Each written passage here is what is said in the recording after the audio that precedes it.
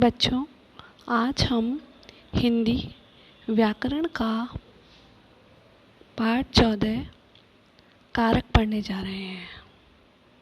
चलिए पाठ प्रारंभ कर रहे हैं। सबसे पहले हम जानेंगे कारक की परिभाषा। संज्ञा तथा सर्वनाम के जिस रूप से उसका संबंध क्रिया के साथ जाना जाता है उसे कारक कहते हैं।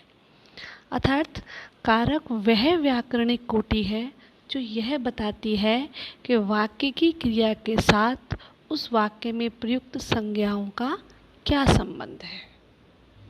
उदाहरण के लिए देखिए बच्चों, जैसे राम ने रावण को मारा, बच्चे ने बोतल से दूध पिया।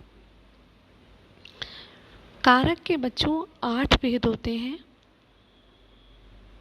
नंबर 1 कर्ता ने, दूसरा कर्म को, नंबर 3 करण से और के द्वारा, संप्रदान को और के लिए, नंबर 5 अपादान से जिसमें अलग होने की प्रक्रिया होती है, नंबर 6 संबंध जिसमें का, के, की और रा रे री होता है, और नंबर 7 अधिकरण में और पर जिसकी पहचान है, और नंबर 8 है संबोधन जिसमें हे, अरे और हो ओ होता है। चलिए बच्चों, इसको अब हम विस्तार से जानते हैं। तो नंबर 1 है बच्चों हमारा कर्ता कारक। कर्ता अर्थात करने वाला, वाक्य में क्रिया काम को करने वाला कर्ता कारक कहलाता है। वाक्य में कर्ता संज्ञा पद अथवा सर्वनाम पद होता है। कर्ता कारक की विभक्ति होती है ने। जैसे राधिका ने गाना गाया, राधिका अब पढ़ेगी, मानस ने खाना खा लिया, मानस सो रहा है। और भी बहुत सारे उदाहरण हैं। माँ खाना बना रही है, बच्चा घर गया है। ध्यान रखिए बच्चों, कर्ता कारक को व्यक्त करने वाला केवल ने चिन्ह ही नहीं बल्कि शून्य से या के द्वारा आदि भी कर्ता कारक के चिन्ह हैं। नीचे दिए गए वाक्यों के उदाहरण देखेंगे एक बार। जैसे माँ से चला नहीं जाता या डॉक्टर के द्वारा इलाज किया गया। अगला है बच्चों हमारा नंबर 2 कर्म कारक, जिसका विभक्ति चिन्ह होता है को। वाक्य की क्रिया का फल जिस संज्ञा पर पड़ता है उसे हम कर्म कारक कहते हैं। कर्म कारक की विभक्ति को होती है, मैंने बताया अभी। जैसे मनोज समाचार पढ़ता है, मनीष ने मनोज को पुस्तक दी।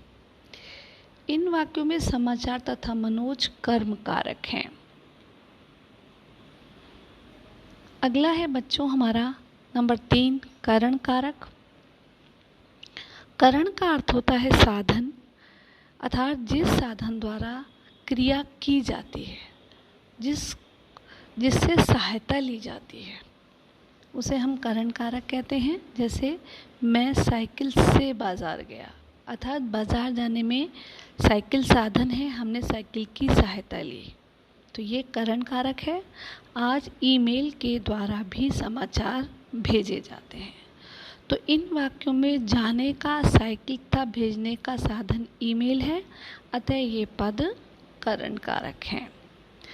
अब अगला है बच्चों हमारा नंबर 4 जो है वो है हमारा संप्रदान कारक। इसका विभक्ति चिन्ह के लिए या को होता है।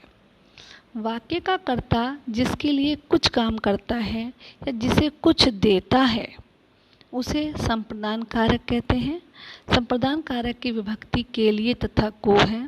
जैसे गरिमा ने महिमा के लिए उपहार खरीदा, गरीबों को वस्त्र दे दो। नंबर 5 है बच्चों हमारा अपादान कारक। इसका विभक्ति चिन्ह भी करण कारक की तरह से ही है, लेकिन दोनों में अंतर है। वाक्य में संज्ञा सर्वनाम के जिस रूप से पृथक होने या तुलना करने का भाव प्रकट होता है उसे हम अपादान कारक कहते हैं। जैसे नल से पानी टपक रहा है, हिमालय से गंगा निकलती है। इसके अतिरिक्त जिन शब्दों से घृणा, तुलना, भय, शर्माने आदि का भाव होता है वहाँ पर भी अपादान कारक होता है। जैसे पेड़ से पत्ते गिर रहे हैं, समुद्र से तेल निकाला जाएगा आदि। नंबर 6 है बच्चों संबंध कारक। संज्ञा सर्वनाम के जिस रूप से उसका वाक्य में आए अन्य संज्ञा सर्वनामों शब्दों से संबंध ज्ञात हो उसे संबंध कारक कहते हैं।